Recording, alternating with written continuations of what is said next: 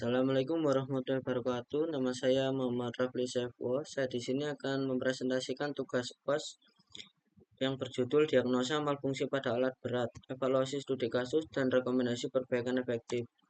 Pertama-tama ada pendahuluan. Alat berat merupakan komponen vital dalam industri konstruksi modern. Perannya sangat krusial dan menunjang efisiensi produktivitas dan efektivitas pelaksanaan proyek, terutama dalam pekerjaan yang memerlukan tenaga besar dan presisi tinggi.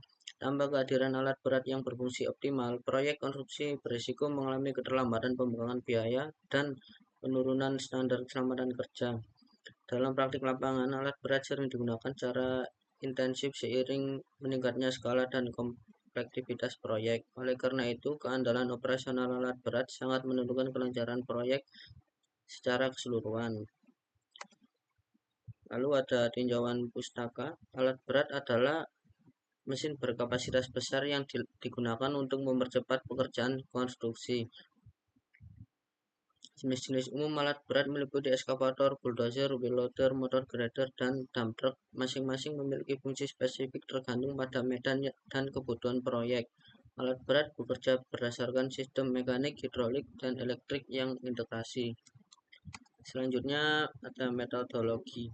Langkah-langkah diagnosis eskavator yang bermasalah dilakukan secara sistematis, dimulai dengan identifikasi awal melalui wawancara dengan operator dan teknisi guna memahami gejala yang muncul, seperti penurunan performa, suara tidak normal, dan lain-lain. Setelah itu, dilakukan pemeriksaan visual terhadap sistem utama seperti hidrolik, engine, atau kelistrikan.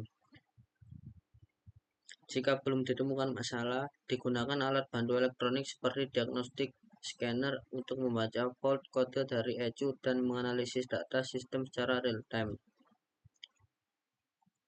Selanjutnya ada analisis kasus. Masalah yang dihadapi eskavator dalam studi kasus ini bermula dari kegagalan mesin untuk menyala. Meskipun sistem kelistrikan awal tampak berfungsi, selain itu terdengar suara aneh seperti dentuman logam atau gesekan keras saat upaya terakhir untuk dinyalakan mesin alat berat. Masalah ini menyebabkan penghentian operasional alat selama beberapa hari. Analisis menunjukkan bahwa beberapa kemungkinan penyebab gejala tersebut antara lain seperti baterai lemah, kabel longgar, kerusakan pada motor starter, gangguan pada sensor atau ECU, serta masalah pada sistem bahan bakar seperti saringan solar yang kotor atau pompa injeksi yang rusak.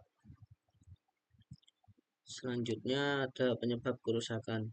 Identifikasi penyebab kerusakan pada eskavator dalam studi kasus ini didasarkan pada gejala awal yang dilaporkan oleh operator, yaitu mesin tidak menyala dan muncul suara aneh saat starter diaktifkan.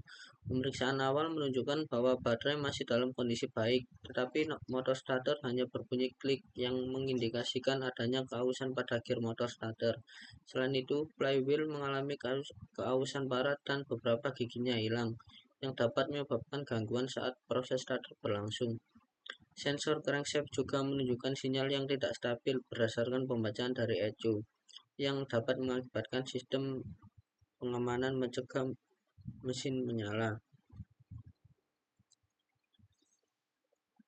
Selanjutnya ada langkah perbaikan. Langkah-langkah perbaikan yang perlu diambil untuk mengatasi kerusakan pada eskavator mencakup beberapa tindakan penting, dimulai dengan mengganti motor starter yang aus, flywheel yang rusak, serta memastikan pemasangan ulang dilakukan secara presisi agar selaras. Sistem bahan bakar juga perlu dibersihkan dengan mengganti filter utama dan pre-filter, serta membersihkan tangki dari kotoran air agar aliran bahan bakar kembali lancar dan sesuai tekanan standar pabrikan. Sensor crankshaft yang rusak perlu diganti, disertai pengecekan kabel dan konektornya untuk memastikan tidak ada aus atau korosi. Setelah penggantian, sistem ECU perlu direset agar dapat mendeteksi sensor baru secara optimal.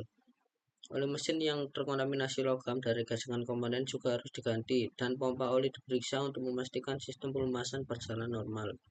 Setelah seluruh perbaikan dilakukan, eskavator harus melalui serangkaian pengujian. Mesin dinyalakan untuk memastikan starter dan suara mesin normal. Kemudian scanner diagnostik dihubungkan kembali untuk memastikan semua kode kesalahan telah hilang dan parameter sensor berada dalam batas normal.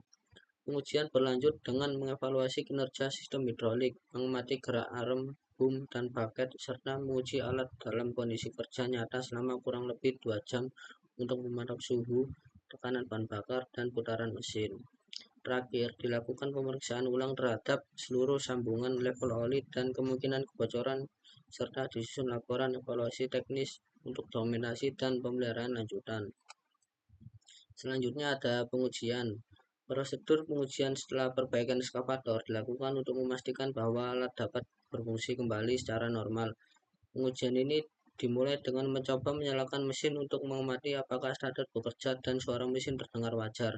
Setelah itu, dilakukan pemeriksaan terhadap sistem sensor dan ECU dengan menghubungkan diagnostik scanner guna memastikan bahwa semua kode kesalahan telah hilang dan parameter sensor sesuai dengan nilai standar. Langkah selanjutnya yaitu menguji fungsi sistem hidrolik dengan mengoperasikan arm, boom, dan bucket untuk mengecek respon kestabilan gerakan. Eskavator kemudian dioperasikan dalam kondisi beban ringan hingga menengah selama kurang lebih 2 jam untuk memantau performa mesin, temperatur, tekanan bahan bakar, dan putaran mesin. Dan tahap akhirnya dilakukan pemeriksaan ulang terhadap sambungan level oli dan potensi kebocoran, serta disusun laporan evaluasi sebagai dokumentasi teknis dan acuan pemeliharaan ke depan. Selanjutnya ada kesimpulan. Studi kasus berfokus pada sebuah unit eskavator hidrolik 20 ton yang mengalami gangguan operasional ditandai dengan mesin yang tidak menyala, munculnya suara aneh saat proses penyalaan, Diagnosis dilakukan secara menyeluruh dan pendekatan bertahap, meliputi inspeksi visual, pengujian kelistrikan, analisis sistem bahan bakar, dan penggunaan alat diagnostik elektronik. Hasil analisis menunjukkan bahwa kerusakan berasal dari kombinasi beberapa sistem. Ditemukan keausan pada motor starter, flywheel, filter solar, sumbat, serta sensor crankshaft yang mengirimkan sinyal tidak stabil. Perbaikan dilakukan dengan mengganti motor starter dan flywheel, membersihkan dan mengganti filter bahan bakar, mengganti sensor crankshaft, dan memastikan fungsi pompa oli normal. Setelah perbaikan dilakukan serangkaian pengujian, meliputi uji penyalaan, pengecekan ECU, dan sensor. Analisis kasus ini menekankan pentingnya diagnosis yang tepat dan sistematis agar kerusakan dapat ditangani dengan efisien, serta tidak berkembang menjadi gangguan yang lebih besar. Rekomendasi. Selanjutnya ada rekomendasi. 1. Perawatan sistem starter dan bahan bakar. 2. Ada penggunaan diagnostik tools secara rutin. Ketiga, ada pelatihan teknis operator dan teknisi. Keempat, ada penerapan sistem monitoring preventif berbasis IoT. Kelima, ada dokumentasi dan evaluasi berkala. Sekian presentasi dari saya. Terima kasih. Assalamualaikum warahmatullahi wabarakatuh.